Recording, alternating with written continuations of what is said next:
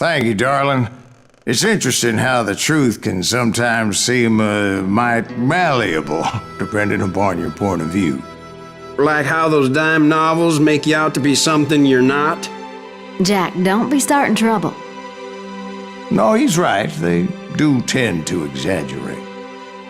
Did they exaggerate your part in taking down the Daltons? Well, I was there in the flesh, boy, so I saw what happened firsthand.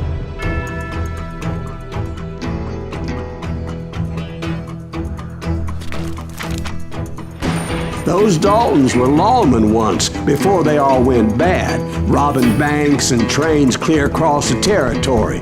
Until Coffeeville, of course. I was one of the citizens who took up arms that day. Fighting on the side of the right? I did my best, sir. We all did.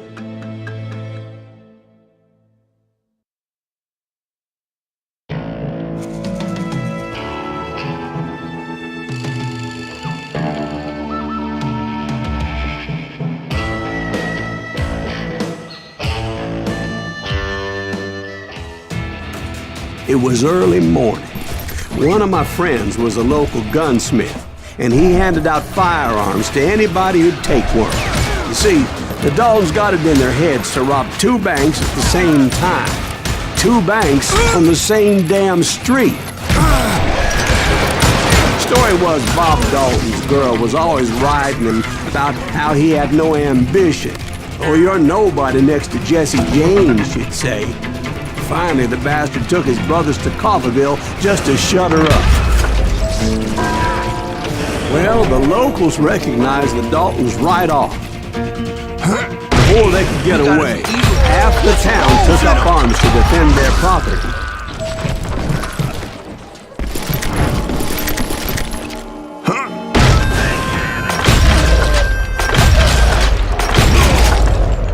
The brothers paid dearly for their stupidity.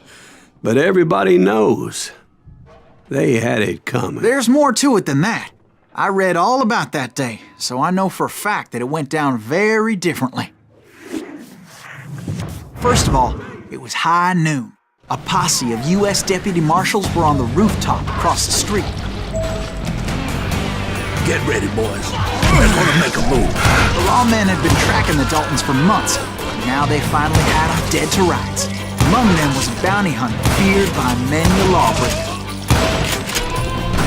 The marshals tried to get the Daltons to surrender. They'll give up eventually. We just gotta wait the son of the bitches out. This bounty hunter knew that the brothers were far too proud to ever lay down their guns.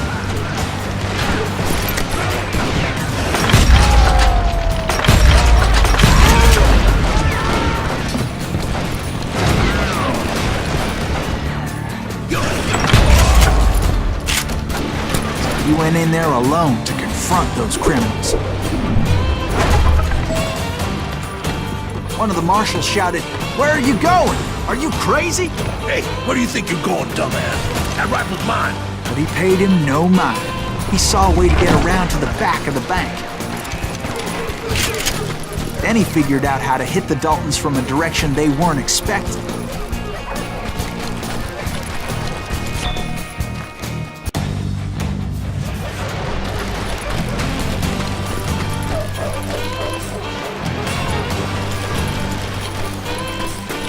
From above. Fortunately, a water tower was right there. A moment later, he was climbing up a steep ladder, laughing at danger as he did. It was brave men like him who risked their lives to tame this wild country.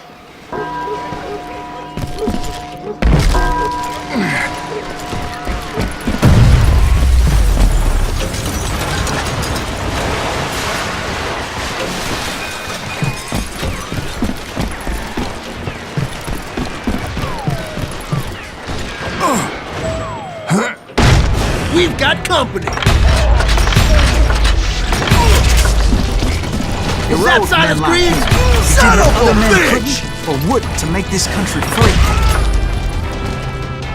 Like Jim Boone and Davy Crockett, who died defending the Alamo.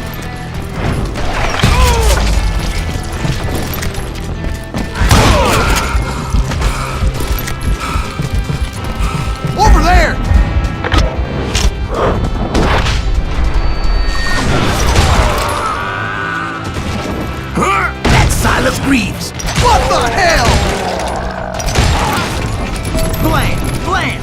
came away victorious, taking down those thieving Daltons. His name was Silas Greaves, and when the dust finally settled, he was the last man standing. Sorry, kid, but that just wasn't the way it happened.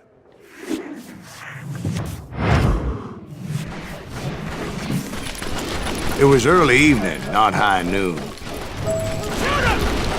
The Daltons blew up a safe, and were all set to hightail it out of there.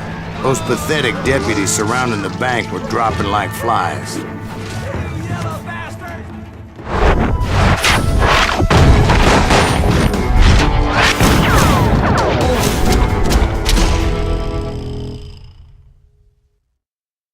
I had been tracking those jokers for months, waiting for them to do something reckless. And finally, they did. Those stupid bastards decided to rob 2 banks at the same time in the same town where everybody knew them. But they still had friends in Coffeeville. And I will. Waste your bullets. Go ahead. You're gonna need a cannon.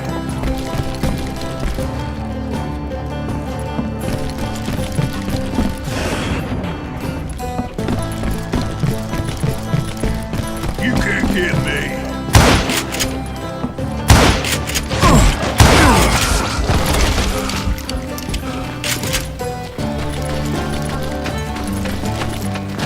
Hey, you got us the eagle. Put some holes in them. Those friends came after me like a pack of wild dogs, tooth and nail. They were coming at me from all directions. I caught sight of the Daltons running with the money and didn't want to lose it. The problem was, they knew the town better than I did. And to top it off, I found myself in the middle of another shootout entirely. Did the Daltons hole up in somebody's house? No, it was the Smiths, I believe. They were cousins of the Daltons. They were shooting at the Browns, who were shooting at the Daltons. Which wasn't any surprise, because those 2 families have been feuding forever.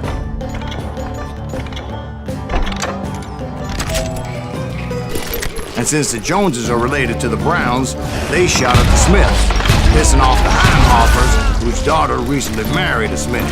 Well, bullets were flying every which way as all the old feuds in Kansas caught fire all at once. The Dalton boys knew I would never give up. Those Daltons weren't the sharpest knives in the drawer, but they always stood together. They set a trap to slow me down and allow at least 2 of them to escape. The 3rd brother stayed behind to plant me, just in case that trap of theirs didn't work.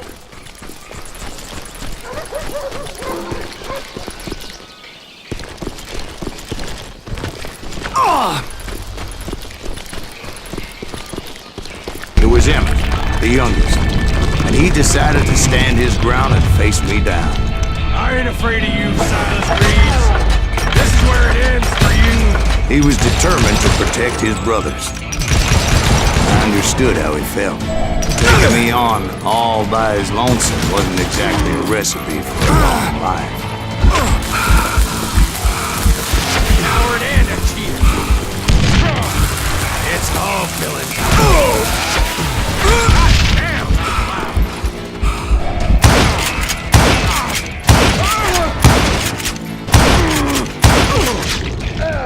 But Emmett Dalton survived the robbery in Coffeeville. He's the only Dalton who did. They say he was shot 23 times. Well, Dwight, who do you think put all those damn holes in him?